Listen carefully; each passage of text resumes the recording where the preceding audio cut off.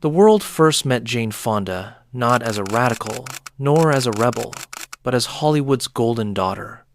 Her father, Henry Fonda, was cinematic royalty, an icon of American virtue. To many, she lived a dream shaped by premieres, magazine covers, and the soft flash of studio cameras. But behind those lights, something else was happening. As the 1,960 seconds began to boil, the air in America grew heavier. Civil rights marches filled the streets, the Vietnam War escalated, and Jane, she watched, quietly at first, silently absorbing a nation in conflict, and in that silence, something started to tremble within her, a question no spotlight could drown out. What do you stand for when your country is burning? Despite her fame, Jane never felt fully at home in Hollywood's polished world.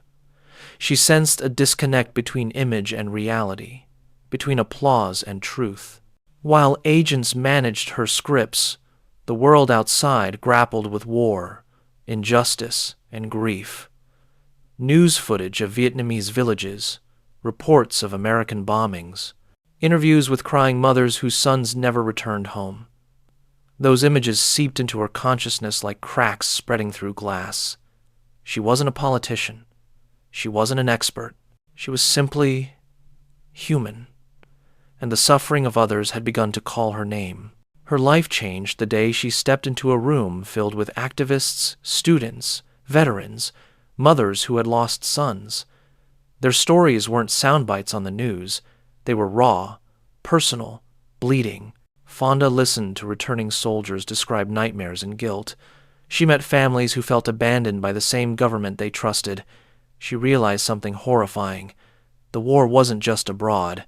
It was here inside people, inside their memories, inside their grief.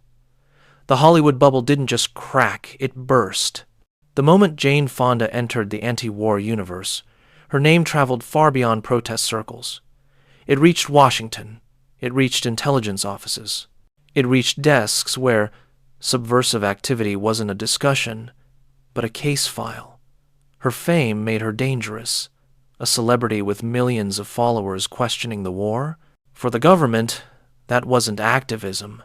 It was a threat. Agents quietly added her name to internal lists.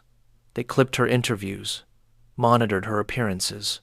Every speech, every friendship, every trip, logged, dated, analyzed. She didn't know it yet, but this was the opening chapter of a long, dark tug-of-war between a rising activist and the most powerful institution in America.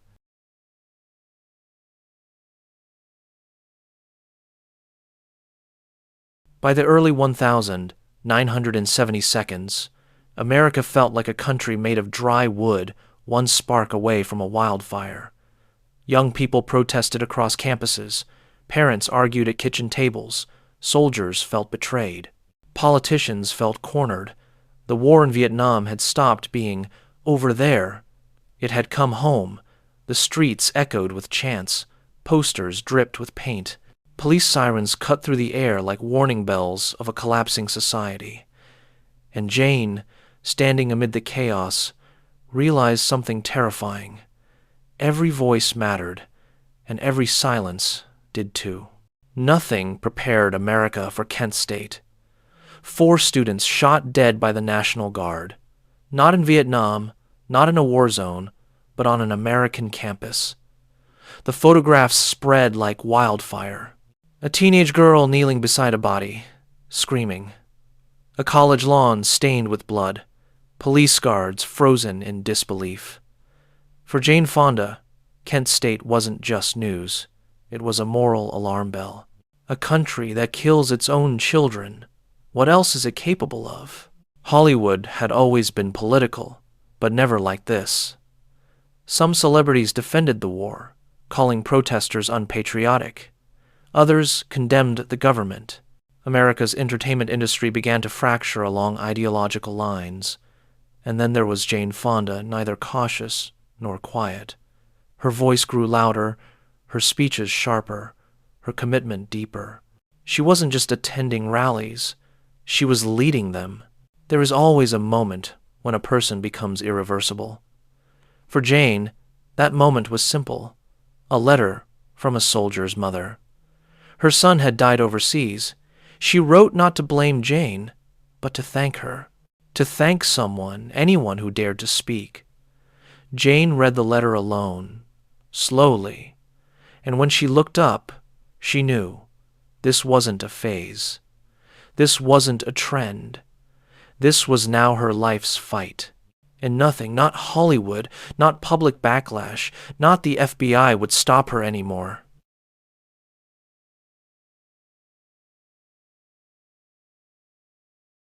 The movement began with a question whispered among activists and disillusioned soldiers. What if someone spoke for the troops when the army wouldn't? FTA Free the Army was a touring anti-war show created for soldiers who felt they had no safe space to question the conflict. While USO brought comedy and patriotism, the FTA brought truth, satire, and raw frustration. When Jane Fonda joined, everything changed. Her presence turned it from a fringe show into a phenomenon. The FTA tour went straight into the belly of the beast, American military bases across the Pacific. Rows of soldiers sat in folding chairs, some laughing, some stunned, others simply relieved to hear someone articulate what they were too afraid to say. The performances were bold. Skits mocked military bureaucracy. Songs condemned the war. Veterans publicly shared their trauma. For a moment, soldiers who felt invisible felt seen. Behind the curtains, soldiers lined up to speak privately with Jane and the troop. Some whispered confessions about the horrors they witnessed. Others simply asked for a hug. Some broke down crying. They weren't weak. They were young, barely adults, sent to face a war they never understood. And Jane, she didn't judge. She listened. And that made her dangerous to those in power. The Pentagon quickly realized the FTA tour wasn't entertainment. It was subversion. Its message spread faster than official propaganda. Soldiers talked. Morale shifted. Some questioned orders. Others refused deployment. Military intelligence quietly filed reports. FTA show actively undermining troop discipline.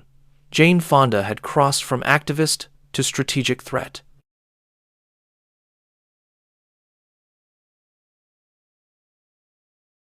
One evening, after a performance, an activist approached Jane with a message. There are people in Hanoi who want you to see what's really happening. It wasn't an official invitation. It was a whisper from the edges of the movement, dangerous, sensitive, and morally complicated. The Vietnam War had countless truths. But Jane suspected she'd only seen one. She couldn't sleep for days. Should she go? Was it safe? Would it be used against her? Was it morally right to see the war from the other side? But the faces of the soldiers she met kept returning to her mind. Their tears, their trauma, their helpless questions. If she spoke for them, she needed truth, real truth, not filtered by Washington or Hollywood. Jane met with advisors, activists, and even journalists. Some begged her not to go. Others insisted she had a moral duty. A few told her she might never return safely. But one veteran, haunted, exhausted, told her quietly, "Go. See what we saw. Someone has to tell the truth." His voice stayed with her like a shadow. She arrived at the airport with a small bag and a heavy conscience. There was no turning back. Not now. Her choice wasn't about politics anymore. It was about humanity, suffering, truth buried under propaganda. As her plane prepared for takeoff, Jane whispered to herself, "Whatever happens after this, let it be for the people who can't speak." The engines roared. History shifted.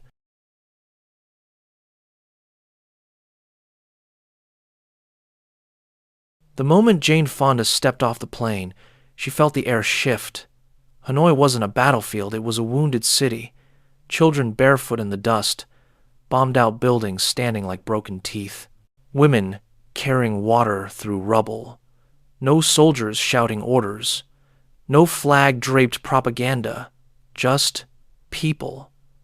Tired, hungry, determined. For years, Americans had been told these were the enemy. But nothing about these faces felt like an enemy. Jane felt her throat tighten. This wasn't a political trip. It was a collision of realities. Local guides walked her through shattered neighborhoods once vibrant, now carved open by explosions. Mothers spoke of nights spent hiding in underground shelters. Teens described losing their siblings. A fisherman whispered that every dawn felt like gambling with death. Their stories weren't angry. They were weary. Human suffering spoken softly, like people too tired to cry anymore. Jane realized something chilling. Both sides were bleeding, but only one side had a voice in the American press. And deep inside, she felt an obligation growing heavy on her chest. Then came the bombed dikes, the alleged target Jane had been desperate to see. These dikes were the lifeline of North Vietnam. Destroying them would flood entire regions, but fresh craters lined their edges. Local farmers showed her where the soil had shattered. Children pointed to fragments of metal stamped with American markings. Jane didn't cry. Not yet. She simply knelt in the dirt, touching the cracked earth with trembling fingers. This wasn't propaganda. This was a wound cut into the land itself. That night, Jane sat alone in her guest room, staring at the ceiling. She tried to process what she saw, but war doesn't fit into neat sentences. It claws. It haunts. She whispered apologies to no one in particular, to the mothers she met, to the soldiers back home, to a world that kept choosing violence. For the first time in her life, she felt guilty for her own safety, for her comfort, for her privilege. And as tears finally rolled down her cheeks, she realized she could never go back to who she was before this trip.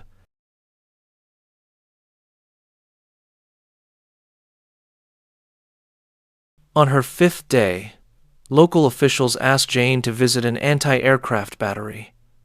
She hesitated. She'd spent days learning about suffering. Why would she go to a weapon? But they insisted.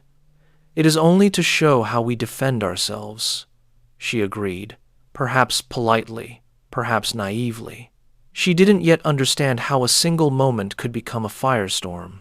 They guided her toward the gun. A massive steel machine pointed skyward, still warm from recent firing.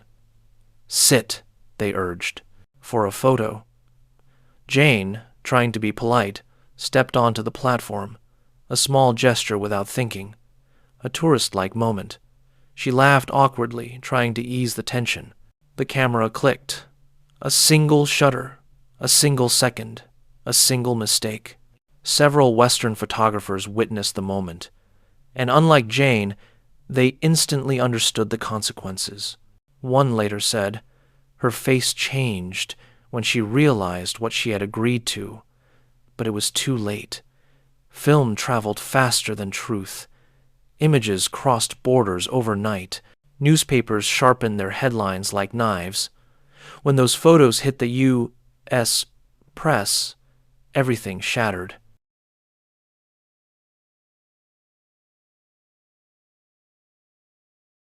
When the photo reached America, it didn't land softly. It detonated.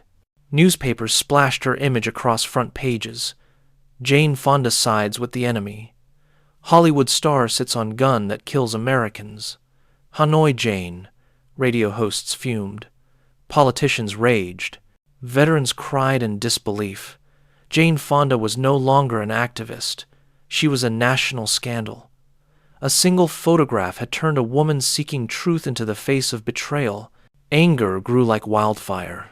In cities across America, veterans held public burnings of her posters. Some spat on her image. Others cursed her name. Some simply stared in silence, hurt beyond words.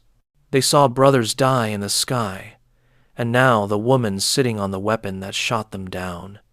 pain became rage, rage became myth, myth became memory.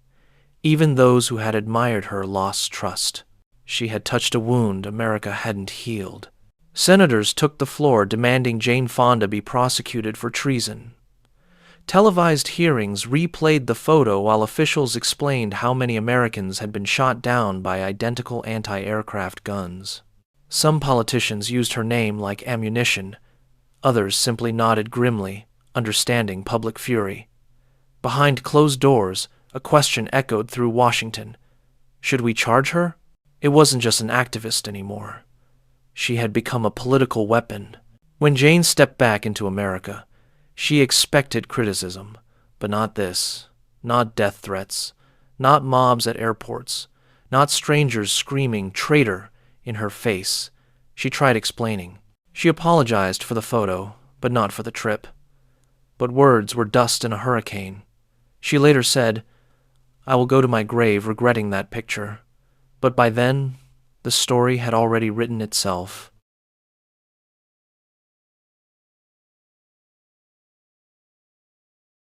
Though J. Edgar Hoover had died earlier that year, his legacy lingered like smoke in the halls of the FBI. The Bureau still viewed dissent as danger, protest as subversion, and activists, especially famous ones, as potential enemies of the state. For them, Jane Fonda was a dream target, famous, vocal, influential, anti-government. Her case wasn't just a folder, it was a priority. Agents collected everything. Her speeches, her travel routes, her phone contacts, her film roles, her private relationships. Every article mentioning her was clipped, cataloged, cross-referenced. One activist later described seeing her FBI record 20 feet long, a literal wall of paper. The government wasn't just monitoring Jane. They were mapping her life. Inside the Bureau and DOJ, arguments broke out. Some officials demanded treason charges. Others insisted there was no legal basis. Some argued she was dangerous. Others believed she was simply loud. In recorded documents, one agent wrote, "She is not a spy, but she is more influential than one." The real fear wasn't Jane sitting on a gun. It was millions of Americans listening to her. Eventually, the government stepped back from criminal charges, not because Jane was innocent, but because proving treason without wartime legal frameworks was nearly impossible. However, the FBI didn't stop watching her. If anything, the surveillance grew deeper, quieter, more obsessive. Jane had become something larger than herself, a symbol, a warning, a mirror reflecting America's conflict with its own conscience. Her life would never again belong fully to her.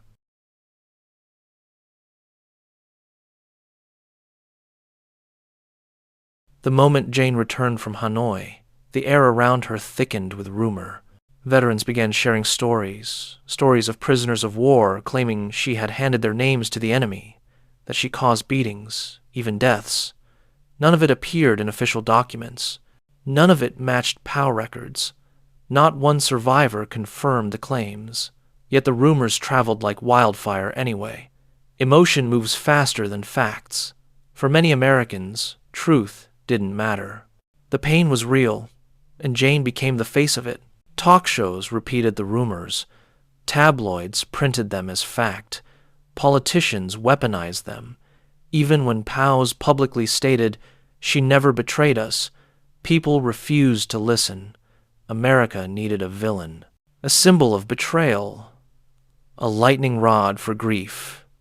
And Jane, famous, outspoken, controversial, fit the role too perfectly. She wasn't fighting lies anymore. She was fighting a story America preferred to believe. Jane tried to set the record straight. She held press conferences. She wrote statements. She begged Americans to distinguish fact from fiction. But each time she spoke, her words were drowned out by years of resentment. Her voice shook. Her eyes showed exhaustion. No matter what she said, the world heard only what they wanted to hear. This was no longer about what she did. It was about what she symbolized. Public hatred became a constant companion. Letters arrived daily, some begging her to stop speaking, others wishing her dead. Protests followed her cars. Crowds spat at her name. She carried regret like a scar for the photo, for the misunderstanding, for the lives lost on both sides. But beneath that regret was something else. A quiet sorrow that no one wanted to understand her intentions. She later admitted, "I made a terrible mistake, but I am not the monster they imagine."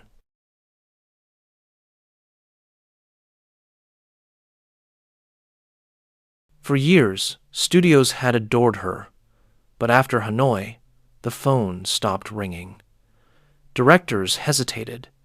Producers whispered. Executives feared backlash. Projects evaporated. Scripts disappeared. Doors quietly closed. Hollywood has always loved a hero, but it has little patience for controversy. Jane went from rising icon to radioactive name. Years later, Jane finally addressed the photograph directly. "That image, I will regret it for the rest of my life." She didn't walk back her activism, but she admitted the photo was a betrayal. With her career stalled and her reputation scarred, Jane withdrew from the public eye. She focused on activism, family, and introspection. She began reading more, grounding herself spiritually, searching for balance. She rediscovered the humanity inside her, the part untouched by fame, politics, or hatred. Slowly, gently, she rebuilt her sense of self, not as a celebrity, not as an icon, but as a person trying to do good, despite her flaws. No matter how far she distanced herself from the photo, it followed her in interviews, in politics, in veteran communities, in the American psyche. She could change her work, her life, even her purpose, but she could never change the past. Decades later, she said softly, "I will always carry that burden." It wasn't self-pity. It was acceptance, the kind that breaks a person but also builds them. Time softened the noise around Jane's past, but it never erased it. Yet while America debated her history, Jane refused to stay frozen in it. She shifted her energy to another battlefield, one without borders, uniforms, or national flags: climate change. By the 2010 seconds, in snowy Washington streets, she marched with teenagers, scientists, mothers, and veterans. The same fire that sent her to Hanoi now fueled a new war against rising seas, burning forests, and political silence. She wasn't running from her past. She was transforming it. In 2019, cameras captured something surreal. Jane Fonda, at 82 years old, hands behind her back, being arrested on the steps of the U.S. Capitol. The crowd cheered, not because she was in trouble, but because she was still fighting. Officers treated her gently, not as a celebrity, but as a grandmother who refused to stop caring. When asked why she kept putting herself in danger, she said, "Because silence is complicity." The same sentence she whispered, in different words, during the Vietnam era. In later interviews, Jane didn't hide from her past.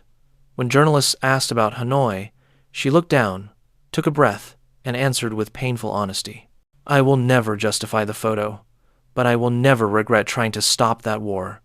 Her voice cracked sometimes, not from guilt but from the emotional weight of being misunderstood for 50 years. She learned something powerful. You can regret a moment and still stand by your mission. Jane never asked America to forget. She asked them to understand. She spoke with veterans groups, listening to their stories, absorbing their pain. Some forgave her. Some refused. Some simply said, "I still hate what you did, but I see you're trying." And that, for Jane, was enough. Healing doesn't require erasing history, only acknowledging it. The Vietnam War ended on paper in 1975. But in hearts, it lingered for decades. Veterans carried trauma. Families carried grief. Politicians carried denial. And Jane Fonda carried a photo, a single image, that froze her in time as something she never intended to be. Wars don't end when the guns go silent. They end when the memories fade. And for America, Vietnam never fully did. History is not written by facts alone. It is written by symbols, emotions, and the stories people choose to repeat.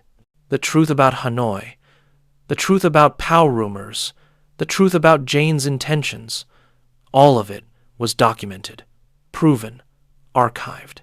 But myths? Myths are easy. They fit into headlines. They fit into anger. They fit into the human need to make sense of chaos. Jane Fonda became a myth not because of what she did, but because of what America felt. So who is Jane Fonda? Hero, traitor, activist, celebrity, human being? She is all of them, and none of them. She is a woman who fought for what she believed, made mistakes, carried their consequences, and spent the rest of her life trying to repair what was broken. History rarely gives a simple answer, but it always gives a lesson. War is never just a battle between nations. It's a battle inside people, their morals, their fears, their hopes. Jane Fonda's story isn't about Hanoi alone.